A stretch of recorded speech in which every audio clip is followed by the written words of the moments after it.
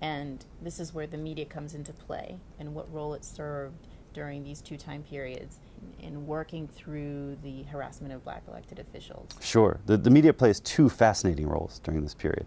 The first is that it's a medium through which both prosecutors and black elected officials communicate with the public and try to win the public to their side. I mean, these are very much courts of public opinion in which these battles are playing out, right? They're political more than they are judicial battles.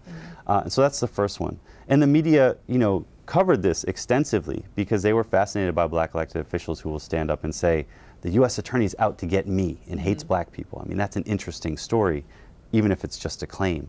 But then it has the possibility of being true, and so it really gains momentum. Right. The other side is that the U.S. attorneys would sometimes use the media to do something what they call is beat the bushes, where they would leak information from an investigation in the hopes that that would generate more evidence for an investigation. Because they're going to go out there and get it. Yes. They're going to go look for it, even though it may not be there. Yes, or they would just try people in the press and pressure them to resign from office. It's hard to tell what their intent was. But the way black elected officials saw it was as an assault, right, as a way to destroy their careers.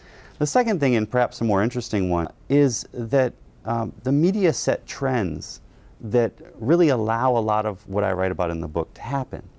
So after Watergate, every reporter wants to be Woodward and Bernstein. Everybody wants to break that new story. The investigative reporter. And black elected officials, a lot of them are in large media markets where they're taking over cities, and the white population there is angry.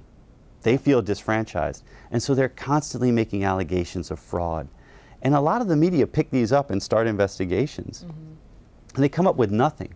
But they create this very antagonistic relationship between black elected officials and the media, starting in the 70s. It feeds all the way up into the 80s and 90s as black folks are still taking over cities sort of across the eastern seaboard and in the Midwest.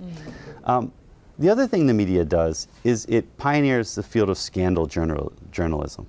Which is kind of exciting, actually. It is, and I think a lot of people think of scandal journalism as really, you know, sort of breaking out in the election, I think of 1988, when Gary Hart dared reporters to find out if he was cheating on his wife, and they did. And now sort of all those little things that reporters wouldn't talk about in the past, you know, basically become fair game. People like Newt Gingrich realized that that could be used as a form of political warfare.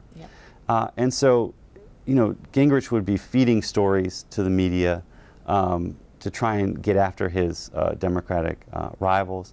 The media would be looking into stories themselves, hoping that they could find scandal because they knew it would sell more papers. That basically allowed the political warfare that I described that occurs in the 1980s and 1990s to blossom because the media was open to being used in that way or open to sort of riding that current of scandal that sold papers.